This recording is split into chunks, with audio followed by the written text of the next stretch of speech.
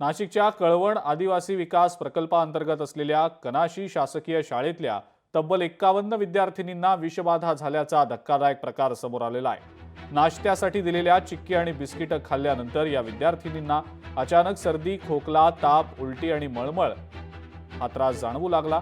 आश्रमशाळा प्रशासनानं विद्यार्थिनींना तातडीनं कनाशीतल्या प्राथमिक आरोग्य केंद्रात दाखल करून त्यांच्यावर उपचार सुरू केले। यातल्या 5 ते 6 विद्यार्थिनींची प्रकृती गंभीर असल्याचं समजतंय। या घटनेची माहिती मिळताच कळवणचे आमदार नितीन पवार तत्काळ रुग्णालयात दाखल झाले आणि विद्यार्थिनींची त्यांनी विचारपूस केली। दरम्यान अन्नपदार्थांचे नमुने तपासणीसाठी पाठवण्यात आले असून अहवाल प्राप्त झाल्यावर दोषींवर कारवाईचे संकेत प्रशासनानं दिलेले आहेत।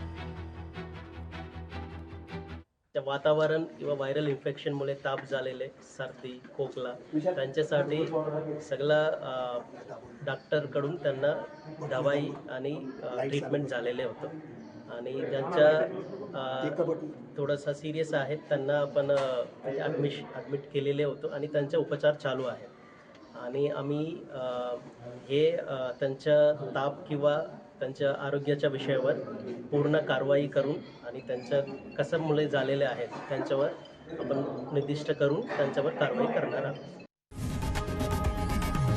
लोकशाही मराठी ऐका, पहा, जागरूक रहा।